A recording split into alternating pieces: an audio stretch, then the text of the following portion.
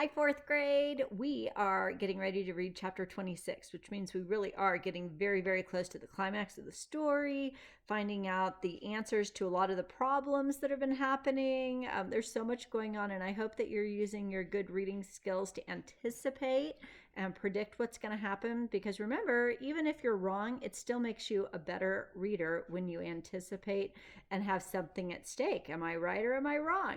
So hopefully that you guys are super engaged with this, and as we go through each chapter you'll kind of check off, yep, I was right, yep, I was right, or oh, that's a surprise.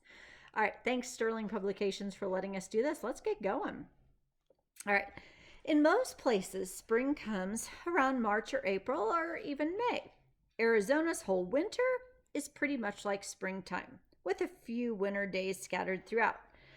Now, I can't say that I was sorry not to have to trudge through snow everywhere I went, like back in Kansas. Things were really coming together for the festival. Dad found a website that had like 100 country western bands for hire listed on it. We had our pick, and they weren't even very expensive. Mom and I spent an entire day cleaning up the old stage in the closed down rodeo arena. That was also where our food trucks would park, since, of course, this year we weren't going to have a rodeo. I still hadn't found a tarantula despite going out almost every single night with Dad. One day, though, I was visiting with Spaghetti, and I asked Denise what she knew about tarantulas. Do they bother the other animals? Well, there aren't any tarantulas around here, she told me as she raked the dirt ground. Wait, I thought that was the whole point, that we were looking for them. Mystery, another one. There aren't? I asked. But I thought they were all over the desert. I've read all about them, and every book I've read distinctly states that they live in the Sonoran Desert. Well, they should be here, but I guess with the city moving in on us like this, they've just gone away. Cause and effect? I rubbed his spaghetti sides with my feet. Yeah, but there's still a good chunk of desert right behind us. I'm always looking for one when I walk out there, but I've never seen one. Denise stopped raking and wiped her brow. I guess there used to be a whole bunch around here, but they disappeared a while back. Henry says maybe around 2004. I stared at her. They disappeared in 2004? Yeah, but Henry can't remember anything. Nothing recent, Denise agreed, but sometimes he remembers really well from the past.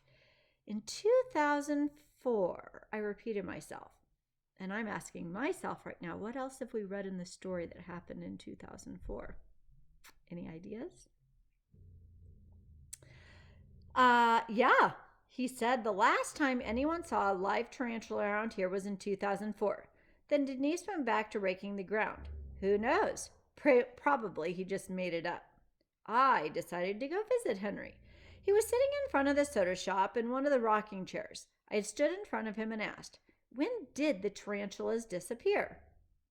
Oh, in 2004, he said quickly and very matter-of-factly. Why do you think that? Because, he said, and for the first time ever, his eyes looked clear and knowing to me. I shivered, and not from the cool breeze. What? He looked at me, his eyes once more clouding with confusion. What do you think is going to happen here? Then he gave me this confused look. You want an ice cream cone, sweetheart? Oh, this is kind of unexpected. I sighed. No, thank you. Kind of like back to the tarantula question, please. I even visited Madame Myrtle to try to figure things out, but she was clueless about the tarantulas.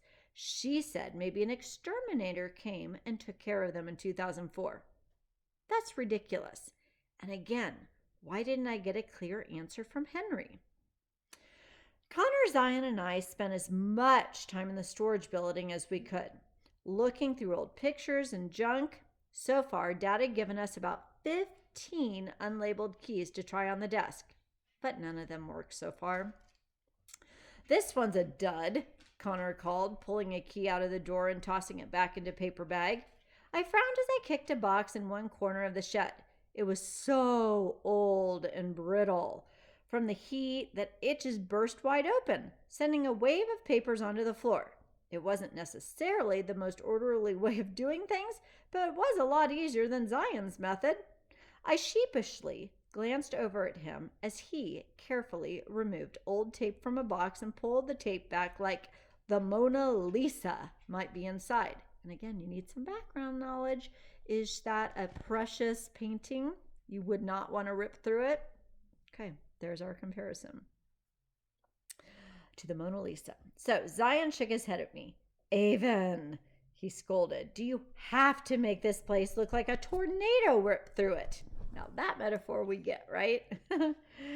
She's from Kansas, Connor said as he tried another key. Tornadoes are just in her blood. Connor grunted and then barked. Dud. He pulled out the other key. I sifted through the papers on the ground with my toes, trying to make out the faded writing. There were a lot of numbers and words like deduction, revenue, net. Well, I had no idea what any of it meant, but I decided it was all far too boring to be important. Something mysterious was in here, though. Whoa, Zion said, causing Connor and me to stop what we were doing and look at him.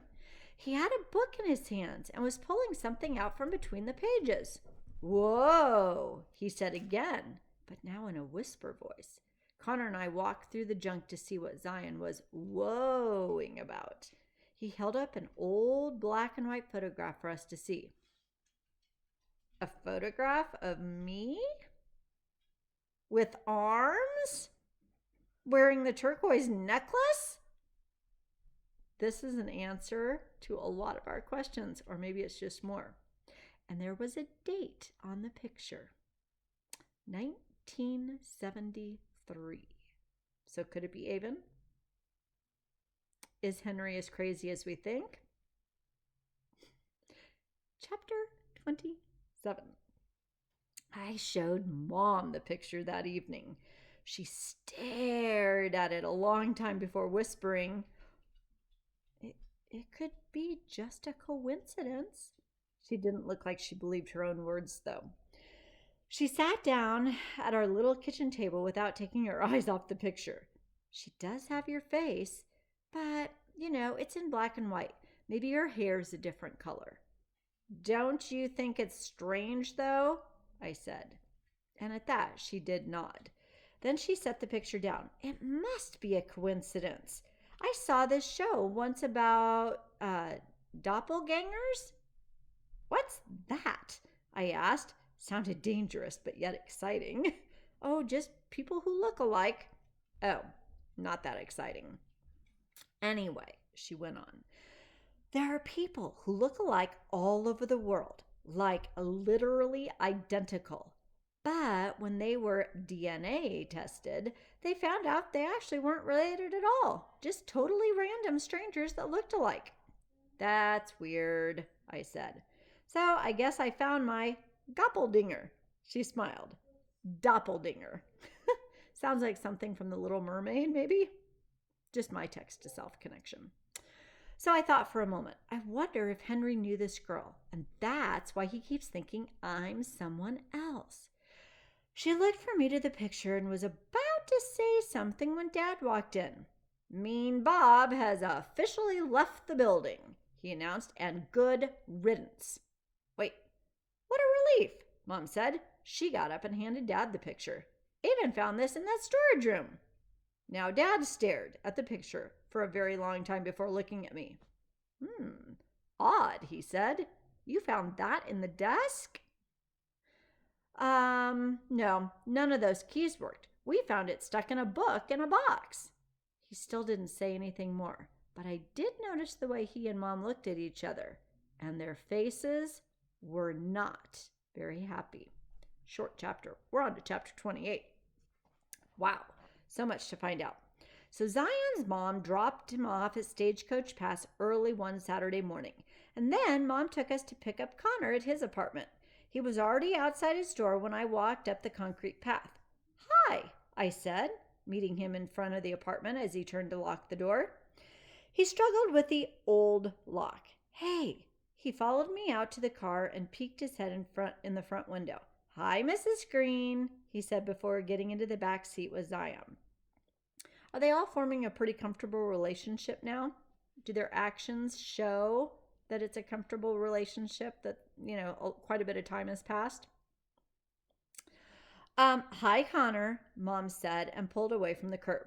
Are you excited for our little adventure?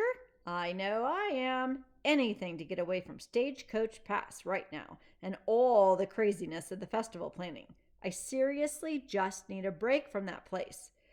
Connor gave me a little hesitant glance. Ava and Zion won't tell me where we're going. Well then, Mom said, I'm not going to ruin the surprise. Connor seemed very relaxed as we drove through Scottsdale. We spent most of the drive talking about Arizona and how we actually liked it here. I'd never seen a saguaro cactus until I moved here, I told them, thinking of the great saguaro at the top of my hill. Well, one that wasn't me, anyway. That got us talking about Down and Dirty in Kansas City and the total lameness of Desert Moon over the desert again. Now, those are both in italics, so magazines, movies, yeah, a title of something. I think they're movies. It took us a long time to get to the movie theater as we pulled up in front of it. Connor no longer looked relaxed. I knew he was angry. Avon, I told you I don't ever want to go to movies, he said, his eyes blinking rapidly, shoulders shrugging. Connor, just wait, I said. No, I'm not going in. He nearly was shouting at me at this point. Zion slumped down in his seat and stared at his lap. Calm down, Connor. This was my mom talking gently. We have a very, very special surprise for you. You don't have to worry about upsetting any other movie watchers. Connor huffed. Of course I do. I can't go to the movies. Yes, you can, Mom said. Don't you trust us? Then Connor glanced at me, his ticking increasing by the moment. Yes, but nothing, Mom said. Come on, let's go in. We're seeing the new sci-fi movie you guys want to see so badly. Connor threw his head back against the seat rest and ticked and huffed some more while Mom parked the car. But we did get out and walked up to the ticket booth where Mom quietly spoke with the cashier for a minute before buying 4 tickets to the movie. Connor barked a whole lot as we walked through the lobby. It was early, though, so only a few bystanders were around to gawk at us. People didn't seem to notice me at all when Connor was around. I felt bad for Connor, but I also enjoyed the feeling of finally being invisible. How is this going to work out? As we entered the theater, Mom said, Well, it appears you have your pick of seats. The theater was completely empty. Have you already figured this out? Connor looked at me and Zion. I smiled at him. Mom had to call a lot of theaters until she found just one that was willing to let us have the whole theater to ourselves. Are you serious? Said Connor. Well, said Mom, we couldn't afford to rent out the whole theater, so it was a lot to ask. But the manager here has a son with Tourette's and was really understanding. Plus, he said the morning show was usually fairly empty, so we were able to work it out. So I could see the darkness lifting off of Connor like a blanket as his eyes lit up, and that alone made everything so worth it. For real? He said. We have the whole theater to ourselves. For real, Mom said to Connor. Then Connor put an arm around my mom's shoulders. Oh, Mrs. Green, you are the coolest. I know, she said very casually. Now, you 3 go and find a seat. I'm going to sit way in the back, where I like to sit. Can we get some popcorn? Connor asked, and I knew he must have been incredibly happy to ask for food. So is everybody going to get past their own difference to be able to enjoy the movie together? So cool. Heck yes, I said. I want some popcorn and gummy bears. Gross, said Zion. You like those? Heck yes, I said again as we walked out of the theater. I love squishy gummy candies. I love hot tamales too.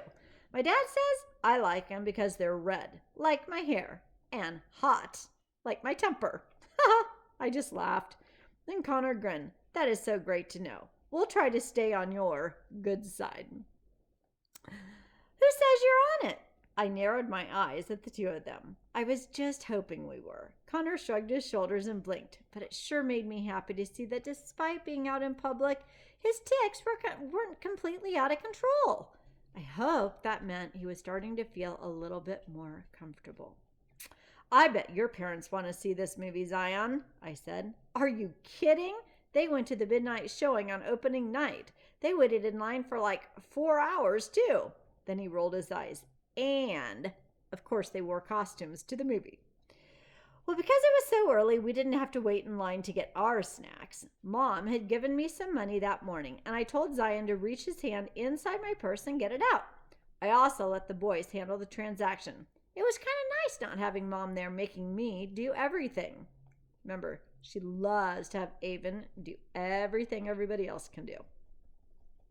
So Zion paid for our popcorn, sodas, and gummy bears. $20 poorer, we headed back to the theater. Connor's and Zion's arms stuffed full of treats. Mine? Not so much. I stopped at the bathroom on the way back so I could wash my feet since I knew I'd be dipping them in the popcorn. As we sat waiting for the movie to start, the three of us surreptitiously glanced back at Mom sitting at the very back row. Do you think she might be hiding something from you? Connor said in a hushed voice. And why did she cover herself in napkins? So surreptitiously. Wonder what that means. I just giggled. It's warm enough outside to wear short sleeves, so she just forgot to bring a sweater when we go places. And it's so cold inside from the air conditioning. She calls the napkins her little blankets. I just rolled my eyes. It was even more embarrassing than when my great-grandma in Kansas used a flashlight to get around in the movie theater. She does it at restaurants, too. At least here, no one has to see her covered in her napkins. Anybody else have a similar situation when you go to the movies? Little text to self there. All right. So, do you think she has any idea at all who that girl might be, and she's just not telling you? Connor asked. What? You mean the one in the photograph? I looked back at her, all covered in her blankets. And they put blankets in quotes because they're napkins, right? And a goofy smile was on my mom's face. No, I don't think she does. She seemed totally surprised. My parents would tell me if they had any idea what was going on there. She said it's probably just a coincidence. I told them now about the doppelgangers. I still just don't buy it, Connor said. What are the odds that you would end up here at this park and find your doppelganger? Well, I said, I found this article online about these two guys who ended up sitting next to each other on a plane, and they looked identical. And then there's that one movie star who everyone thinks is a vampire because there's a picture of a man who looks just like him from World War I. Well, we lost interest in Mom and plopped back down in our seats. I know what happened, Connor suddenly declared, making Zion jump in his seat. There's a portal up on the hill. You can go through the portal while you're wearing the necklace that you found and then go back in time, to 1973. While you're there, you have your picture taken. Connor looks extremely proud of himself as he barked and said, That's it. I have totally solved our mystery. You could run into your grown-up self at any time. You better be careful. Why do I need to be careful? I asked him. Is my grown-up self a dangerous person or something? Clearly, Connor said. Then he looked at Zion for confirmation. Zion nodded. Yeah, I'm pretty scared of grown-up Avon. Why wouldn't she just come and tell us all of this if she's wandering around somewhere? I mean, you'd remember us, wouldn't you? Zion asked me, like what we were talking about was actually true. Maybe she's dead, Connor said. I smiled at him. What, from the Rodeo Clown Mafia? Totally, and we giggled. I stuck a piece of popcorn in my mouth with my foot and chewed. I really love this whole theory, especially since this magical portal makes me all grown up with arms. Connor's face fell. Oh, yeah, I didn't think of that. Well, you never know what a magical portal might do, Zion said, and Connor's smile returned as well. I decided to take advantage of Connor's good mood. So, are you coming to the festival or what? I asked him. I already told you my answer. I know, I said. Just thought I'd double check.